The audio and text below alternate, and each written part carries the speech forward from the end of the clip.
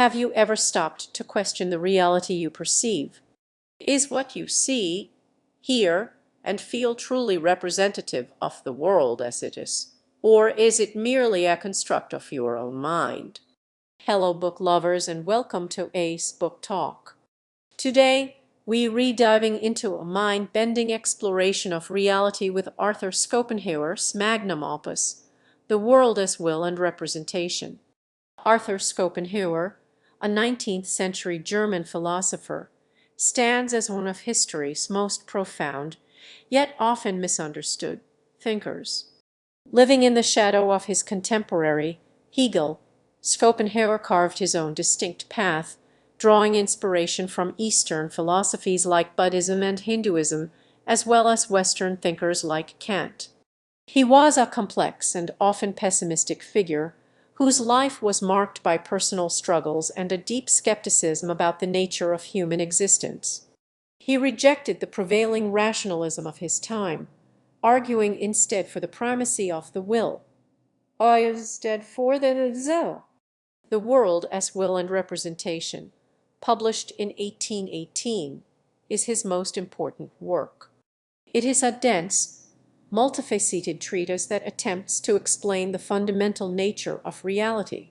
Schopenhauer starts with Immanuel Kant's concept of the phenomenal world, the world as we experience it, shaped by our senses and understanding.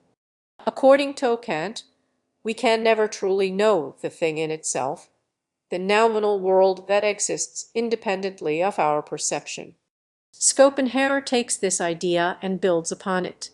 He agrees that our experience is filtered through our senses and understanding, but he goes further in identifying what that thing in itself actually is.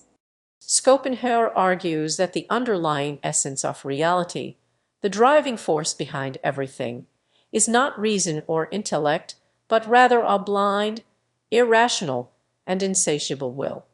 This will is not a conscious decision maker. Rather, it is a restless, striving force that permeates all of existence, from the smallest atom to the largest galaxy. The will manifests itself in countless ways, driving the instincts of animals, the growth of plants, and even the seemingly inert processes of the physical world. So, what about our representations? Schopenhauer argues that the world we perceive, the world of objects, space, and time, is merely a representation, a kind of illusion created by our minds to make sense of the underlying will. Our intellect, according to Schopenhauer, is a tool of the will designed to help us achieve our desires and survive. We use our senses and understanding to create a coherent picture of the world, but this picture is not an accurate reflection of reality. It's more like a map, useful for navigating our lives, but not the territory itself. One of the most compelling aspects of Schopenhauer's philosophy is his explanation of human suffering. Because the will is inherently restless and insatiable, we are constantly driven by desires that can never be fully satisfied. We strive for things that we believe will make us happy, but once we achieve them, we quickly become bored and start craving something else. This constant cycle of desire and dissatisfaction is, according to Schopenhauer, the root of all human suffering. Furthermore, because the will is a universal force, it creates conflict and competition. Every individual is driven by their own desires, and these desires often clash with the desires of others. This leads to a constant struggle for survival, a war of all against all, as Hobbes famously put it. Schopenhauer sees the world as a fundamentally tragic place, where suffering is inevitable. However, Schopenhauer's philosophy is not entirely pessimistic. He argues that there are ways to transcend the suffering caused by the will. One way is through art. By contemplating beauty, we can temporarily escape the relentless demands of the will and experience a moment of pure, disinterested contemplation. Another way is through morality. By acting with compassion and empathy towards others, we can overcome our egoism and recognize the fundamental unity of all beings. Finally, Schopenhauer suggests that the ultimate liberation from suffering comes through asceticism, the denial of the will. By renouncing our desires and attachments, we can extinguish the driving force behind our suffering and achieve a state of blissful nothingness, similar to nirvana in Buddhism.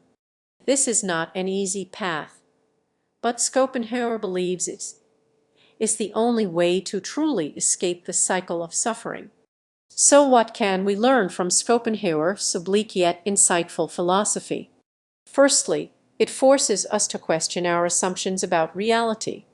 We often take our perceptions for granted, assuming that what we see, hear, and feel is an accurate reflection of the world. Schopenhauer challenges us to consider that our reality may be a subjective construct, shaped by our minds and our desires. Secondly, it offers a profound explanation of human suffering. By understanding the nature of the will, we can begin to understand why we are so often unhappy, even when we seem to have everything we want. Finally, it provides a roadmap for transcending suffering through art, morality, and ultimately the denial of the will. While the path to asceticism may not be for everyone, Schopenhauer's philosophy offers valuable insights into the nature of existence and the possibility of liberation. Thank you for joining me on this exploration of Schopenhauer's The World as Will and Representation. I hope this has given you something to think about. If you found this discussion thought-provoking, please subscribe for more book recommendations and philosophical explorations. Until next time, keep reading and keep questioning.